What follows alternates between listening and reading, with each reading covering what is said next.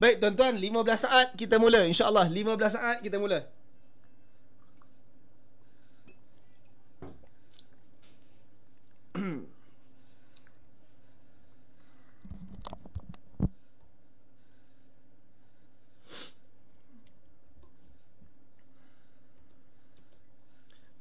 Bismillah. Assalamualaikum, bismillah, wassalatu wassalamu ala rasulillah wa ala alihi wa sahbihi wa mawalah. Amma ba'du. Tuan-tuan, terima kasih kerana berkumpul pada pagi ini. Hari ini 2 hari bulan Julai. Dah masuk Julai dah tuan-tuan. Hari ini 2 hari bulan Julai bersamaan dengan hari Jumaat hari ini. Hari ini hari Jumaat, yang mana hari ini adalah sebahagian negeri cuti, sebahagian tuan-tuan hari terakhir bekerja. Saya ucapkan selamat pagi, saya ucapkan selamat bekerja. Yang pentingnya hari ini insya-Allah kita mulakan pagi kita dengan sedikit tadabbur kontot. Hari ini kita nak tadabbur ayat mana? Hari ini insya-Allah kita akan tadabbur daripada firman Allah surah Al-Fussilat. Surah mana? Surah Al-Fussilat. Surah Al-Fussilat, surah ke-41 dalam Quran, ayat 2 sehingga 4 insya-Allah. Kita tadabbur daripada surah Fussilat, intro surah Fussilat tersebut, ayat 2, 3 dan sedikit daripada ayat 4 insya-Allah. Nak cakap tentang apa? Jom kita semak. Surah Fussilat ni pendek dan ringkas sahaja. Hari ni pun nama pun tadabbur kontot, insya-Allah ringkas sahaja. Allah Subhanahu wa taala berfirman, semak ayat 2. Tanzilun minar rahmanir rahim. Ulang balik. Tanzilun minar rahman ar-rahim. Diturunkan daripada Ar-Rahman Ar-Rahim. Saya ulang balik. Quran ini turun daripada Ar-Rahman, turun daripada Ar-Rahim. Tuhan, Quran ini diturunkan daripada yang Maha Pengasih dan yang juga yang Maha Penyayang. Kitab, sebuah kitab Fussilat, yang diperjelaskan keterangannya one by one. Fussilat ayatihi, diperjelaskan one by one, terperinci ayat-ayatnya, keterangan-keterangannya. Ulang balik. Tanzilun minar rahmanir rahim. Kitab ini diturunkan daripada Ar-Rahman Ar-Rahim, yang Maha Pengasih, yang Maha Penyayang. Kitab, sebuah kitab. Fussilat ayatuhu, diperjelaskan ayatnya one by one, terperinci sikit demi sikit, detail demi detail. Fussilat, diperjelaskan ayatnya one by one. Ayatuhu, keterangan-keterangannya. Quranan, satu bahan bacaan. Quranan, Quran bermaksud bahan bacaan. Baik tuan-tuan, saya sebelum kita pergi lanjut nak kena discuss juga perkataan tu. Quran, kalau kita sebut dari segi bahasa terjemah literal, Quran bermaksud bahan bacaan. Tuan-tuan pernah dengar perkataan Iqra' kan? Orang sebut Iqra'. Iqra' bermaksud bacalah, daripada perkataan Qara'a. Qara'a bermaksud baca. Qara'a baca, Iqra' bacalah. Qara'a baca, keluarlah perkataan Quran. Quran maksudnya bahan bacaan. Saya ulang balik. Quran maksudnya bahan bacaan. Cumanya Al-Quran yang kita sebut sebagai kitab suci dari langit berbagai itu, Al-Quran itu Allah menamakannya sebagai Al-Quran atas sebab-sebab tertentu yang saya tak berbincang hari ini, sebab panjang sangat kalau kita bincang kenapa nama dia Al-Quran. Tapi dari segi bahasa, kalau kita buang alif lam kat depan, al tu kita buang. Kalau Al-Quran kita buang al tu kat depan, kita ambil perkataan Quran sahaja. Perkataan Quran tu terjemah literal bermaksud bahan bacaan. Jelas kat situ? Qara'a baca, Iqra' bacalah, Qara'a baca, Quran bahan bacaan. Al-Quran kita ni adalah bahan bacaan. Quran kita, Al-Quran yang sedang kita imani ini, yang kita tadabbur ini, adalah bahan bacaan Quran. Dan apa Allah sebut? Kitabun fussilat ayatuhu, kitab yang diperjelaskan one by one ayat-ayat dia, keterangan-keterangannya. Quranan Arabian, satu bahan bacaan berbahasa Arab. Tuan-tuan, fokus. Quran ini, Al-Quran kitab wahyu ini, Quranan Arabian, satu bahan bacaan berbahasa Arab. Liqaumin ya'lamun, buat golongan yang ya'lamun, yang tahu. Soalan, yang tahu apa? Ulang balik. Quranan Arabian, satu bahan bacaan berbahasa Arab. Liqaumin ya'lamun, untuk golongan yang tahu. Soalan, yang tahu apa tuan-tuan? Yang tahu apa? Maka tuan-tuan, jawapannya yang tahu bahasa Arab. Sekarang tuan-tuan, sebahagian tuan-tuan depan skrin itu tak tahu bahasa Arab. Tapi Allah bagi tahu bahawa Quran ini diperjelaskan ayat dia one by one, satu persatu. Bahan bacaan berbahasa Arab. Fokus. Apa pentingnya bahasa Arab sehingga Allah kata ini bahan bacaan berbahasa Arab buat orang yang tahu. Kalau orang tu tahu bahasa Arab, apa beza dengan kita yang tidak tahu bahasa Arab? Kalau satu orang tu dia mahir dan mendalami bahasa Arab, membaca Quran, apa beza dengan kita yang tak tahu langsung bahasa Arab ataupun intermediate level, baru biasa-biasa sahaja kemahiran kita dengan bahasa Arab? Apa beza kita dengan orang sedemikian ketika mereka membaca Quran? Telah Allah jelaskan tadi, fussilat ayatuhu, diperinci, diperjelaskan ayat-ayatnya melalui bahasa Arab itu. Tuan-tuan, Quran ini kita akan boleh memahami lanjut dan menikmati dalam Quran ini apabila kita lebih memahami kaedah bahasa Arab yang Al-Quran guna. Sebab itu Allah kata kitabun fussilat ayatihi, ayat Quran yang telah pun diperjelaskan satu persatu. Di mana penjelasannya? Tuan-tuan, sebahagian ayat-ayat dalam Quran itu diperjelaskan melalui kaedah bahasa Arab, bukannya melalui tambahan ayat baru. Saya ulang balik supaya tuan-tuan jelas. Tulis di bawah, Quran diperjelaskan one by one, terperinci melalui kaedah bahasa Arabnya. Bukannya Allah perlu tambah ayat baru untuk menerangkan ayat sebelum. Ada keadaan dengan mengetahui bahasa Arab, kita lebih memahami perincian satu-satu ayat tersebut. Kalau nak bagi contoh mungkin sukar dan juga tak adil kalau nak bagi contoh dalam masa yang terhad ini. Tapi saya nak bagi beberapa keadaan bagaimana tuan-tuan boleh lihat bahawa dengan mengetahui bahasa Arab kita lebih memahami. Contohnya perkataan Al-Aziz. Tuan-tuan pernah dengar kan? Allah Al-Aziz. Allah itu Al-Aziz. Kita memanggil Allah. Salah satu sifat Allah, salah satu nama-nama Allah adalah Al-Aziz. Apa maksud Al-Aziz? Terjemah literal, Al-Aziz bermaksud dihormati kerana ada kuasa. Allah ini dihormati sebab dia ada kuasa. Al-Aziz. Allah adalah Al-Aziz. Dia dihormati kerana dia ada kuasa. Tuan-tuan, ada dua perkataan kat situ. Dihormati, kuasa. Dihormati, kuasa. Tuan-tuan, fokus kat sini. Kalaulah kita tak mahir bahasa Arab, kita nak terjemah Al-Aziz ni susah. Sebab tuan-tuan, kalau kita terjemah Allah yang dihormati, kurang tepat. Sebab ada perkataan Arab lain, contohnya perkataan Karim, dimuliakan, juga boleh difahamkan sebagai dihormati. Hamid, yang terpuji, juga difahamkan sebagai yang dihormati. Kalau kita terjemah Al-Aziz sebagai Allah yang Maha Kuasa, maka ada ayat lain yang Allah memanggil dirinya Al-Qadir, Allah yang Maha Kuasa. So tuan-tuan, macam tak kena. Al-Qawi, Allah yang Maha Kuat. Poin dia kat sini adalah, kalau perkataan Al-Aziz itu kita nak memahaminya dengan kosa kata bahasa Melayu, kosa kata bahasa Melayu kita terhad. Hingga kan nak memahami perkataan Al-Aziz, kita kena guna beberapa perkataan digabungkan dalam bahasa Melayu untuk menjelaskan satu maksud. Apa dia maksud Al-Aziz? Dihormati kerana ada kuasa. Saya nak bagi penerangan kenapa perkataan itu penting untuk diterjemah dan difahami sebagai dihormati kerana ada kuasa. Dalam dunia ni ada orang yang ada kuasa tapi tak dihormati. Satu orang yang ada kuasa tapi dia tak dihormati. Orang yang ada kuasa tapi orang tak hormat dia, dia tak layak digelar Al-Aziz. Saya ulang balik. Satu orang yang ada kuasa tapi dia tak dihormati, maka dia bukan Al-Aziz. Sama juga, satu orang yang dihormati tapi dia tak ada kuasa. Satu orang yang dihormati, dia tak ada kuasa, dia juga tak boleh digelar Al-Aziz.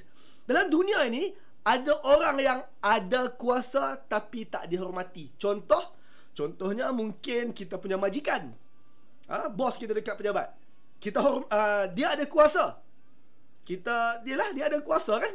Tapi tuan-tuan, kita tak suka dia. Dan kadang-kadang kita mungkin maki dia, jerkah dia dekat pejabat selama ya. Ataupun mungkin kita mengumpat dia dekat belakang. Poin dia, bos kita dekat pejabat tersebut adalah orang yang ada kuasa tapi dia tidak dihormati. Dia tidak dihormati. Maka tuan-tuan, dia tak layak digelar Al-Aziz dalam penggunaan teks bahasa Arab. Ataupun contoh lain, satu orang yang dihormati tapi tak ada kuasa. Contohnya tuan-tuan, orang yang dihormati tapi tak ada kuasa ni, contohnya adalah makcik yang jadi cleaner dekat pejabat kita tu. makcik yang jadi cleaner kat pejabat kita tu, kita hormat dia. Tapi dia ada kuasa tak? Tidak ada. Ataupun mungkin guru kita. Guru kita mungkin yang mengajar kita ABC masa sekolah dulu. Dia adalah orang yang dihormati, tapi ada kuasa? Tidak ada kuasa. Maka Allah beritahu bahawa Allah adalah Al-Aziz, yang dihormati kerana ada kuasa. Sebab itu tuan-tuan, bila tuan-tuan membaca ayat-ayat Al-Quran, kemudian endingnya Allah kata, Innallahu al-Aziz, sesungguhnya Allah itu Al-Aziz. Selalunya dia akan membayangkan bagaimana Allah ini ada kuasa, lalu kamu kena hormat. Contohnya tuan-tuan, bila Allah bagi tahu kata, satu orang buat dosa, jikalau Allah nak, Allah pilih, Allah boleh ampunkan dia. Mungkin sebahagian orang akan berkata kata, ya Allah, dia dosa banyak, pasal apa nak ampunkan dia? Dengar sini, Allah Al-Aziz, Allah dihormati kerana ada kuasa. Justru itu, kau suka tak suka, aku nak ampunkan dia, aku berhak. Allah Al-Aziz. Itu implementasinya. Allah kadang-kadang dia buat sesuatu kerana dia ada kuasa, meskipun ada orang tak setuju, tak suka dan macam-macam. Ataupun contoh lain, bila Quran bercakap tentang bagaimana ada orang yang Allah benci, lalu Allah kunci hati dia. Bila Allah kunci hati dia, selalunya Allah endingkan dengan apa? Innallah Al-Aziz, sesungguhnya Allah ini dihormati kerana ada kuasa. Allah nak kunci hati dia, suka hati lah. Kau nak komplain sebab apa? Aku nak kunci hati dia. Aku Al-Aziz, aku dihormati sebab ada kuasa. Jelas tuan-tuan? So point dia kat sini, lihat bagaimana bila kita memahami perkataan Al-Aziz itu berdasarkan kaedah bahasa Arab, kita akan lebih menikmati kehendak Al-Quran dan ayat-ayat Al-Quran tersebut. Saya bagi contoh lain, perkataan Ar-Rahman dan Ar-Rahim. Ar-Rahman dan Ar-Rahim. Tuan-tuan, Ar-Rahman maksudnya maha sayang, Tuhan yang maha sayang, Ar-Rahman. Ar-Rahim pun Tuhan yang maha sayang. Sebahagian kita ni, kita nak bermain dengan bahasa, kita kata Ar-Rahman Ar-Rahim, maha pengasih, maha penyayang. We try to differentiate with our words, limited words. Kita kata Ar-Rahman maha penyayang, maha pengasih, Ar-Rahim maha penyayang. Tapi tuan-tuan, kadang-kadang tuan tengok terjemahan Quran lain, dia terjemah Ar-Rahman maha penyayang, Ar-Rahim maha pengasih, terbalik.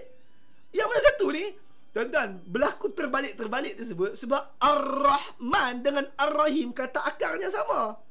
Ar-Rahman dengan Ar-Rahim kata akarnya sama, iaitu Rahama, sayang. Sayang. Ar-Rahman kata akarnya Rahama, sayang. Ar-Rahim pun kata akarnya Rahimah, sayang. Dua-dua kata akarnya sama, sayang. Jadi apa beza Ar-Rahman dengan Ar-Rahim? Bahkan kalau tuan-tuan terjemah Ar-Rahman Ar-Rahim tu, yang maha sayang dan yang maha sayang, tidaklah salah dari segi bahasa Melayu. Sebab Ar-Rahman dengan Ar-Rahim memang mengatakan Allah bersifat dengan sayang. Soalan, apa beza Ar-Rahman Ar-Rahim? Kita nak explain dalam satu perkataan ataupun dua perkataan bahasa Melayu, nak terjemah dalam satu ataupun dua perkataan bahasa Melayu hampir sukar, hampir tak boleh. Justru itu tuan-tuan, oleh kerana tak boleh nak terjemah dalam satu dua perkataan, maka nanti bila tuan-tuan semak kitab tafsir, dia akan explain begini. Ar-Rahman adalah yang maha menyayang, yang maha sayang. Apa beza dengan Ar-Rahim? Sayang yang macam mana? Maka tuan-tuan semak kitab tafsir, nanti tuan-tuan akan lihat kupasan para ulama beritahu kata, oh, Ar-Rahman ni sifat yang ekstrim sayang. Sayang sangat, ekstrim sayang. Dan Ar-Rahman adalah sifat sayang yang berlaku sekarang. Sayang bila? Sayang sekarang. Dan Ar-Rahman juga sayang sementara. Ekstrim sayang. Sayang yang ekstrim tu berlaku sekarang, tapi sayang yang ekstrim itu sementara, setelah sesuatu membatalkan sayang yang ekstrim itu. Tuan-tuan, Allah tulis apa dalam Quran? Allah hanya sebut perkataan Ar-Rahman. Tapi tuan-tuan, kenapa para ulama tafsir kita boleh keluarkan daripada perkataan Ar-Rahman itu bermaksud ekstrim sayang, sayang sekarang, sayang sementara, setelah sesuatu dibatalkan? Macam mana tiba-tiba perkataan tambahan tu muncul? Bagaimana tiba-tiba huraian panjang-panjang tentang perkataan Ar-Rahman tu muncul? Tuan-tuan, huraian yang panjang, ekstrim sayang dan pelbagai yang disebutkan tadi, ianya datang kerana para ulama yang mentafsirkan itu, mereka mahir bahasa Arab. Tuan-tuan, hanya kerana kemahiran bahasa Arab, alif lam di depan itu melambangkan sekian, tambah nun di belakang menambahkan sekian, ha yang disukunkan bermaksud sekian. Orang yang mahir bahasa Arab, dia tahu bagaimana aplikasi kaedah tersebut Lalu fahamlah kita, Ar-Rahman adalah orang yang sifat Allah yang menunjukkan dia ekstrim sayang. Dia sayang sekarang dan dia sayang sementara setelah sesuatu membatalkannya. Tuan-tuan, bukankah nak explain perkataan saya kena buat karangan, saya nak explain kepada tuan-tuan perkataan Ar-Rahman, saya kena buat 2-3 perenggan nak bagi tuan-tuan faham. Sebaliknya, orang yang mahir bahasa Arab, dia hanya mendengar satu perkataan Ar-Rahman, ting ting ting ting ting, dengar perkataan Ar-Rahman, terus dia faham hujung pangkal. Itu bezanya orang yang tahu bahasa Arab, bahkan mahir bahasa Arab, dengan orang yang biasa-biasa sahaja pengetahuan bahasa Arabnya. Sebab itu tuan-tuan, kalau kita membaca Quran dalam bahasa Melayu, terjemahan, ia punya feel tak sama macam baca Quran dan faham dalam bahasa Arab. Mungkin saya boleh bagi beberapa contoh lain lagi. Tuan-tuan, dalam Quran, kadang-kadang tuan-tuan lihat bagaimana paralel penggunaan bahasa Allah Ta'ala, istilah Allah Ta'ala. Kadang-kadang tuan-tuan, contoh, ketika Allah nak bercakap tentang satu orang yang dibangun ataupun dihidupkan dengan baik, Allah akan guna perkataan tumbuh. Tuan-tuan, soalan, dalam bahasa Melayu, adakah manusia disebutkan manusia itu tumbuh, membesar dengan baik? Tuan-tuan, adakah kita guna perkataan tumbuh untuk manusia? Manusia tu daripada kecil sampai besar, dia tumbuh. Tuan-tuan, bahasa Melayu kita tak pakai tumbuh, kita sebut dia membesar. Dia membesar, dia dewasa dalam bahasa Melayu. Tapi dalam bahasa Arab, contohnya ketika surah Ali Imran, Allah bercakap tentang Maryam. Allah nak bagi tahu betapa hebatnya pembesaran Maryam. Allah kata, Allah hantar Maryam di bawah penjagaan Nabi Zakaria dan ditumbuhkan Maryam. Allah guna perkataan tumbuh, perkataan yang selalu digunakan untuk pokok. So tuan-tuan, perkataan yang selalu manusia guna untuk pokok, Quran guna untuk penumbuhan Maryam. Supaya kita boleh lihat dia punya parallel dia. Kita akan compare bagaimana satu orang petani yang baik menjaga pokok dengan Zakaria menjaga Maryam. So tuan-tuan, petani yang baik jaga pokok macam mana? Dia akan make sure baja cukup, dia akan make sure siraman dia cukup, dia akan make sure ulat-ulat semua dihilang, diracun dengan racun rumpai dan pelbagai lagi, supaya pokok itu tumbuh dengan baik, mekar, membesar, membuahkan hasil. Itulah Maryam. Tuan-tuan, padahal Allah tak sebut pun bahawa lihatlah bagaimana Allah compare Maryam dengan pokok. Allah tak sebut tau. Tapi tuan-tuan, macam mana tiba-tiba para ulama tafsir kita terus faham? Kerana penggunaan bahasa yang Allah gunakan. Allah tak kata Allah besarkan Maryam, Allah kata Allah tumbuhkan Maryam. Dan perkataan tumbuh tersebut, nabata tak salah saya, nabata tak salah saya perkataan dia. Allah guna perkataan nabata itu yang asalnya digunakan untuk pokok, tapi akhirnya Allah guna untuk Maryam. Tuan-tuan, saya rasa boleh bincang banyak lagi tentang bagaimana indahnya memahami Quran dengan bahasa Arab. Soalan dia, bagaimana tuan-tuan boleh bertindak? Tuan-tuan, jom kita semak semula ayat ini. Kita baca semula pada awal. Allah berfirman, Tanzilum minar rahmanir rahim, diturunkan daripada Ar-Rahman Ar-Rahim. Kitabun fusilat ayatuhu, satu kitab yang fusilat, diperincikan one by one. Tengok tuan-tuan, perkataan fusilat pun terjemah bahasa Melayu, diperinci, diperjelaskan satu persatu. Padahal bahasa Arab dia fusilat je pun. Ayatuhu, keterangan-keterangannya. Quranan, bahan bacaan, Arabian, dalam bahasa Arab, li, untuk kaum, golongan, ya'lamun, yang tahu. Yang tahu apa? Yang tahu bahasa Arab, yang tahu akan lebih tahu perinciannya. Ayat lepas tu, basyiran wa nadhira. Quran berbahasa Arab ni, basyiran wa nadhira, ia pembawa berita gembira dan pemberi amaran. Ulang balik, basyiran wa nadhira. Quran bahasa Arab ni, basyiran, pembawa berita gembira, wa nadhira, dan juga pemberi amaran. Tuan-tuan, dalam bahasa Arab, kerana kita memahami bahasa Arab, kita akan lebih lihat dan nampak berita gembira yang dibawa Quran. Dengan memahami bahasa Arab, kita akan lebih gerun terhadap amaran-amaran yang diberikan Quran. Tuan-tuan, gambaran-gambaran syurga dalam Quran, kadang-kadang ringkas-ringkas sahaja bahasanya, tetapi kerana kita faham penggunaan bahasa tersebut, kita membayang secara melampau. Quran memang satu naskah yang bila kita membaca berdasarkan teks Arabnya, kita boleh membayangkan lebih-lebih kerana penggunaan bahasa yang Allah gunakan. Kerana kita tahu bahasa Arab, dia jadi nazir, dia jadi pemberi amaran yang efektif. Kalau contoh tuan-tuan, bila tuan-tuan lihat orang itu dipanggang dalam neraka, yaslihu finnar, sebut bahasa Melayu, dia dipanggang dalam neraka, tak rasa apa sangat.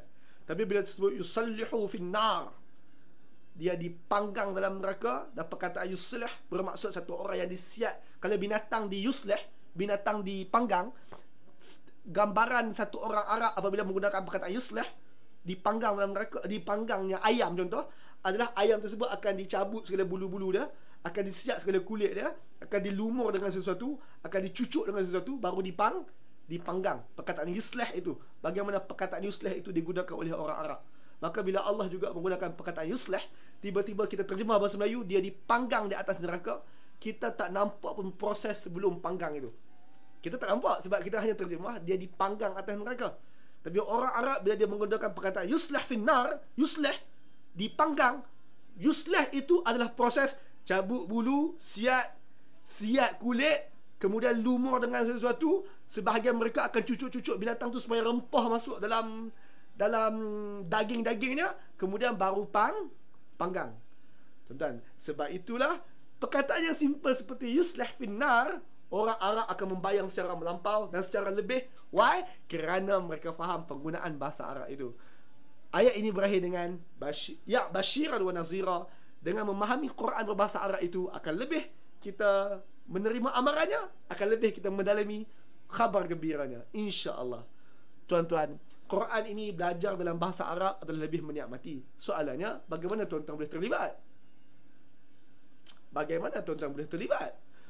Untuk hari ini, tuan-tuan boleh terlibat dengan cara usaha untuk mendalami Quran dalam bahasa Arab. Jadi, bagi siapa-siapa yang telah pun ikut mana-mana pembelajaran bahasa Arab, ingatlah, belajarlah bahasa Arab itu untuk satu tujuan yang paling utama, iaitu cuba untuk faham Quran dengan bahasa Arab tersebut.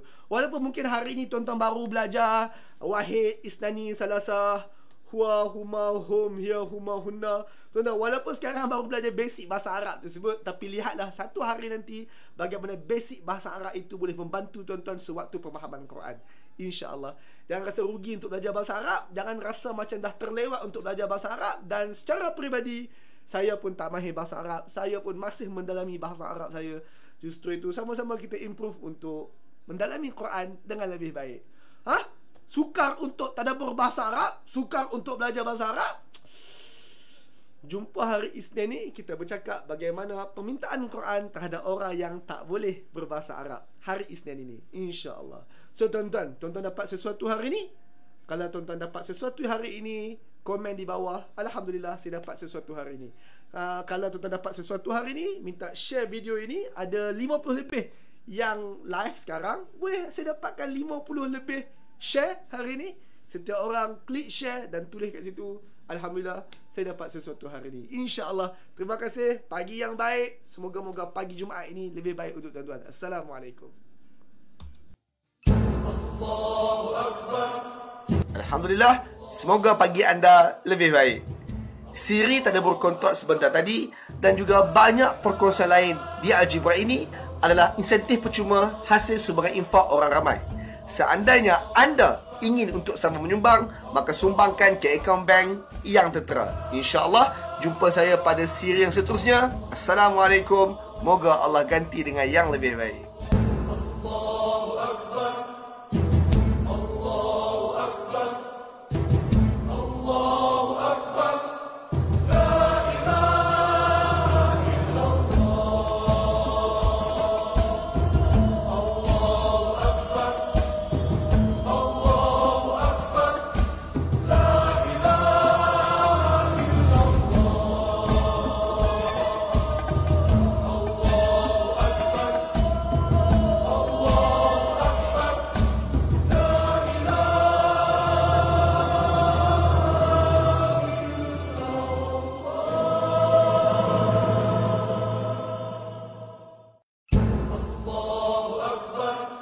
La Alhamdulillah, semoga pagi anda lebih baik. Siri tadabbur kontot sebentar tadi dan juga banyak perkongsian lain di Al-Jibra ini adalah insentif percuma hasil sumbangan infak orang ramai. Seandainya anda ingin untuk sama menyumbang, maka sumbangkan ke akaun bank yang tertera. InsyaAllah, jumpa saya pada siri yang seterusnya. Assalamualaikum. Moga Allah ganti dengan yang lebih baik. Allahu Akbar. Allahu Akbar.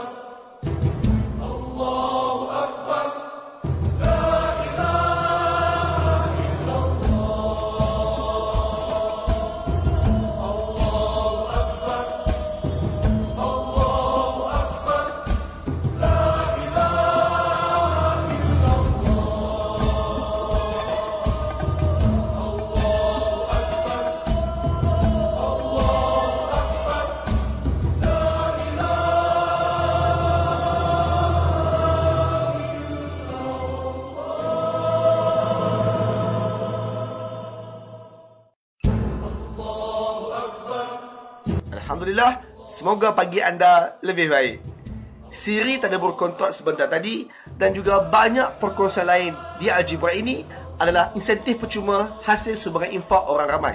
Seandainya anda ingin untuk sama menyumbang, maka sumbangkan ke akaun bank yang tertera. InsyaAllah, jumpa saya pada siri yang seterusnya. Assalamualaikum.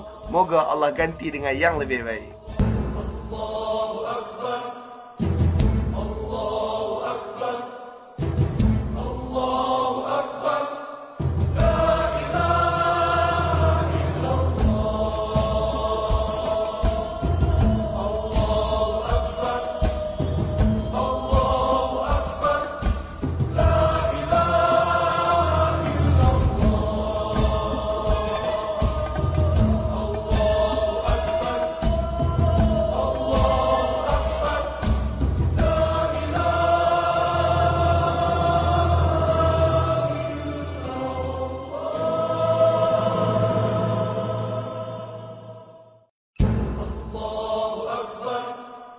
Alhamdulillah, semoga pagi anda lebih baik.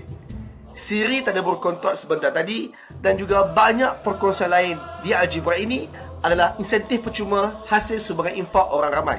Seandainya anda ingin untuk sama menyumbang, maka sumbangkan ke akaun bank yang tertera. InsyaAllah, jumpa saya pada siri yang seterusnya. Assalamualaikum. Moga Allah ganti dengan yang lebih baik.